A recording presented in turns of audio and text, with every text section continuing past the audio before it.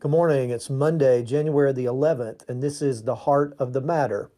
We throw around the words hungry and thirsty a lot in everyday living. When it gets close to lunchtime, we might say, I'm starving. Or after working in the yard in the summer, we might say, I'm about to thirst to death. But the fact is, very few of us really experience hunger or thirst to any great degree. I have been hungry and thirsty before, but I've never been in any real danger because I didn't have food or water at my fingertips. It's obvious to any observer that I'm not in immediate danger of starving to death. So it might be hard for us to fully grasp what Jesus is talking about in Matthew 5, verse 6, where he says, Blessed are those who hunger and thirst for righteousness, for they will be filled. Jesus is obviously not talking about physical hunger or thirst here, but something that is spiritual in nature. Just like we can be hungry for food and thirsty for water, Jesus says that the key to happiness in life is to be hungry and thirsty for righteousness. Now that sounds good, but what does it mean exactly? Well, to hunger and thirst for righteousness means very simply that our greatest desire is to please God, to live a life of obedience to Him, to be fully in His will in every area of our life.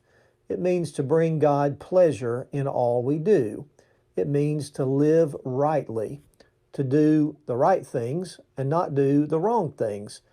And that's not according to our own standards of right and wrong, but according to God's standard in the Bible.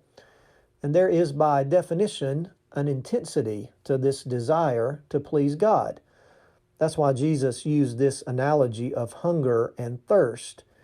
In other words, to be right with God is not just a desire in our life, it must be the greatest desire in our life.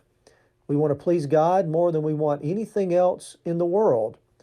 Someone said that this person longs to live a godly life as much as a starving man longs for his next piece of bread or a parched tongue yearns for a drop of water. That's pretty intense, isn't it? I wonder how many of us, as followers of Jesus, can honestly say that describes our life, that we want to please God to the point of desperately hungering and thirsting for it. I dare say most of our lives would look tremendously different if that were the case. What if we hungered and thirsted to obey God like we did for pleasure or possessions or comfort or recognition? What if we wanted to please God as much as we want to please man? How different would our lives be? How different would our families and our marriages be? How different would our churches be? I would say they would all be tremendously different. So what do you hunger and thirst for the most? Ask yourself that question today because that's the heart of the matter.